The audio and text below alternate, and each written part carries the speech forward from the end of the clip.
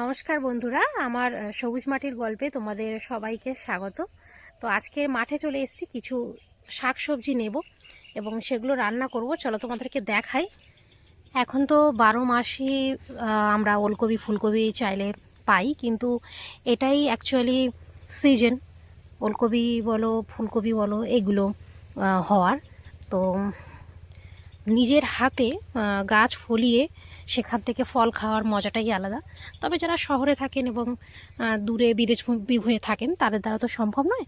আমরা যেহেতু গ্রামে থাকি তাই আমরা চেষ্টা করি একটু নিজের হাতে সবজি ফলিয়ে সেগুলো খাওয়া।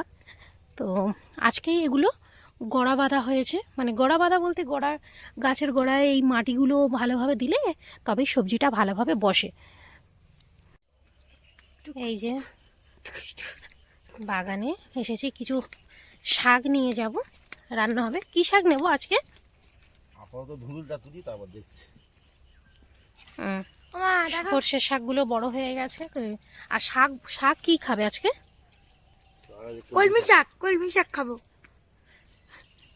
এই যে মামা এখন তাকাবে না, ভীষণ বিরক্তি সহকারে কান্নাকাটি করছে।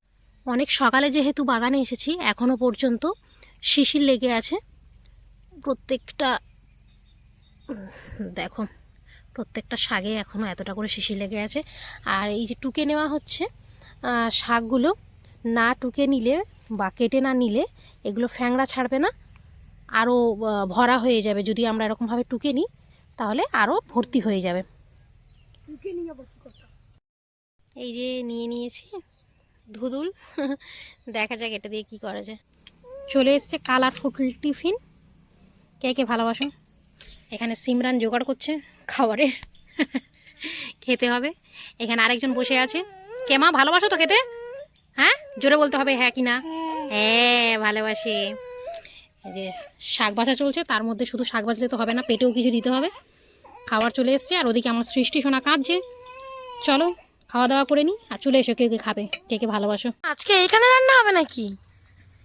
গ্যাসে হবে না আজকে? না, আজকের গ্যাসে করব না, আজকে ভাবছি একটু উনানে রান্না করব। ওই জন্য সমস্ত কিছু জোগাড় করে নিয়ে বসে গেছি উঠানের মধ্যে। উনানে সচরাচর উনানে রান্না হয় না, তো মাঝে মাঝে ইচ্ছা হয় উনানের জালে রান্না খেতে, কারণ গ্যাসের থেকে সত্যি বলতে কি উনান জালে রান্না একটু টেস্ট বেশি হয়। করা হয়ে ওঠে না, সৃষ্টি খুব ছোট, ঘরে কেউ নেই, আজকের ওর বাবা আছে ধরার মতো, ওই জন্যই উনানের জালে। যেহেতু আজকে রবিবার সবাই আছে, তাই না? একদম। মাছ দিচ্ছ? হ্যাঁ, বাবা কেমন চড়বড় চড়বড় করছে। মাছ ভাজা হয়ে গিয়েছে, মাছগুলো নামিয়ে নেব। আর সব মাছ তো রান্না করিনি, কিছু মাছ আছে, এগুলো ফ্রিজে রেখে দেবো আবার অন্যদিন করার জন্য।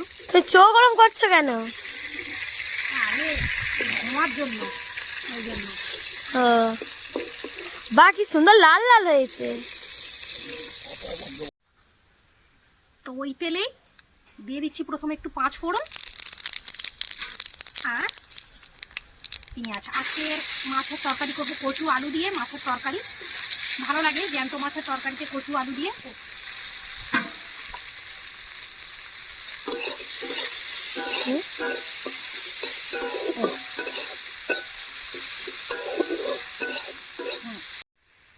পেঁয়াজ লাল লাল হয়ে গিয়েছে, এবারে সবজিগুলো দিয়ে দেবো, কচু আলুগুলো।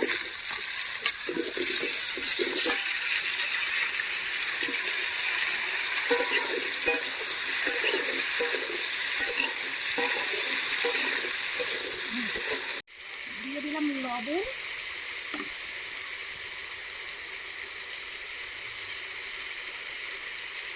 হলুদ,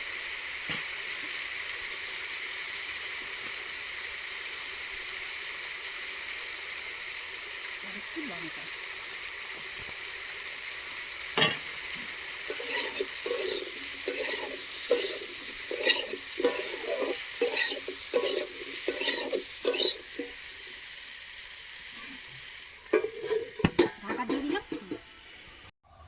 তরকারিতে দেওয়ার জন্য একটু আদা বেটে নেব।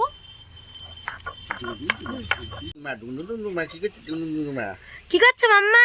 ও ডুনু মামা ডুনু মামা ডুনু মামা মা পাখি আমার সোনা মা পাখি আমার জীবন মা পাখি বাটা হয়ে গেছে আদা।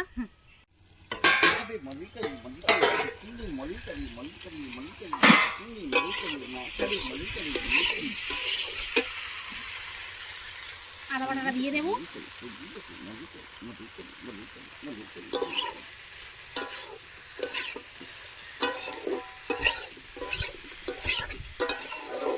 ভালোভাবে কষে আবারও ঢেকে দেবো।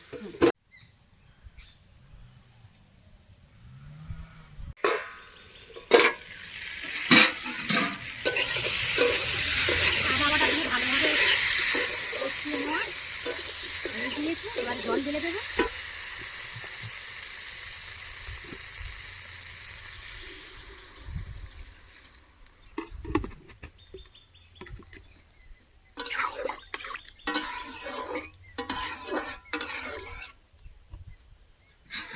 ঢাকা দিয়ে দেবো।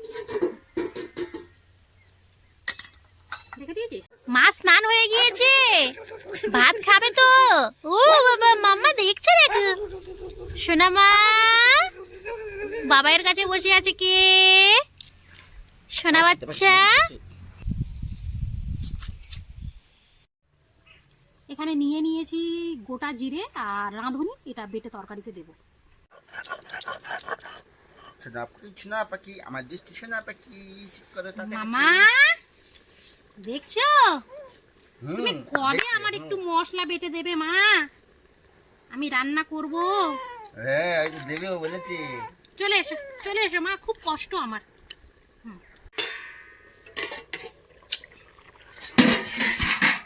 তরকারি ভালোভাবে ফুটে গিয়েছে, এবারে মাছগুলো দিয়ে দেবো।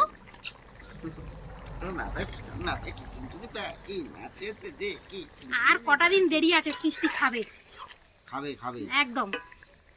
সমাজ হতে যায় আমার মার, আমার মার জন্য রান্না করতে হবে। হবে হবে। একটু ঢাকা দিয়ে দেবো। হাত গোটা হাত খেয়ে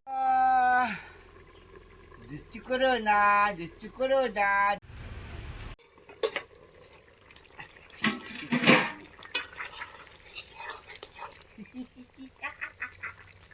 ভালোভাবে সেদ্ধ হয়ে গিয়েছে তরকারি, এবারে বেটে রাখা এই যে জিরে আর রাঁধুনিটা যেটা বেটে রেখেছিলাম ওটা দিয়ে দেবো।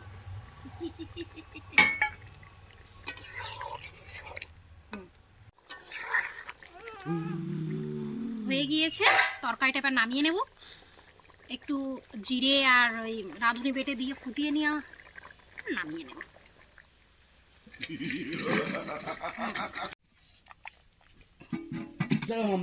কড়াটা আবার পরিষ্কার করে নিয়েছি ধুয়ে, কারণ শাক ভাজবো। একটু তেল দিয়ে দেবো। তেল ভালোভাবে গরম হয়ে গেছে, দিয়ে দেবো ফোড়নে শুকনো লঙ্কা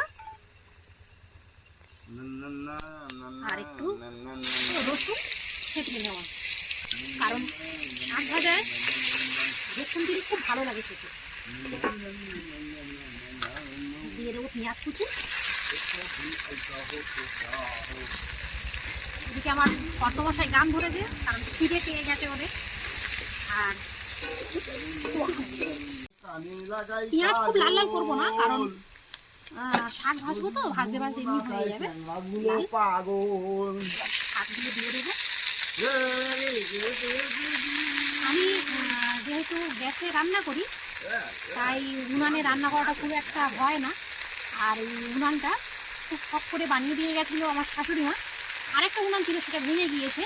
এটা কিন্তু আমার মেয়ের খেলনা উনান, মানে মা যখন বানিয়ে দিয়েছিল আমার একটা দিয়েছিল, আর আমার বড় মেয়ে সিমরানকে একটা উনান বানিয়ে দিয়েছিল ও খেলা করবে বলে। তো আজকে সিমরানের উনানে রান্না হচ্ছে।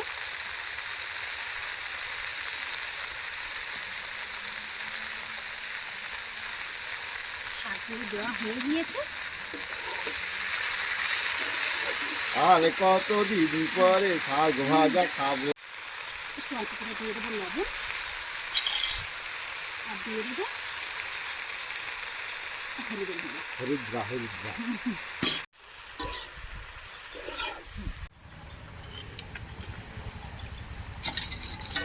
শাক ভাজতে গেলে আর ঢাকা দিতে হয় না, কারণ প্রচুর জল উঠে যাবে। আরে এদিকে আমার তো চোখ দিয়ে জল উঠে যাচ্ছে, ভাই ধরো। দাও দাও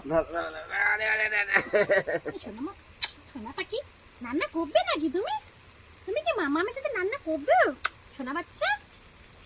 ঘন্টি রান্না করবে? মামা রান্না করছি আমি উনানে। তুমি সাহায্য করবে মা? সাহায্য করবে আমাকে একটু? কবে খাবে মা তুমি? তোমাকেও করে দেবো।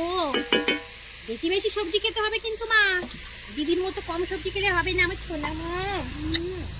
ছোট্ট পাখি ছোট্ট পাখি। শাক ভাজা হয়ে এসছে, আর বেশি ভাজতে হবে না, হয়ে গিয়েছে। এবারে নামিয়ে নেব।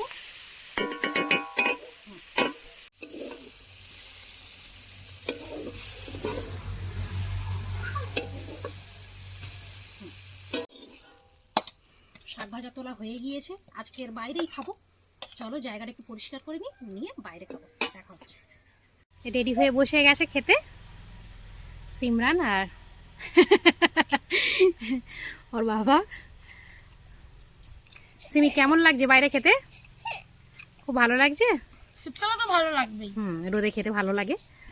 আমি এখন খেতে বসতে পারছি না, কারণ সৃষ্টি কাঁদছে, ওই জন্য ওকে খাওয়াচ্ছি, ওরা খাচ্ছে। উনানের রান্না দেখো কেমন।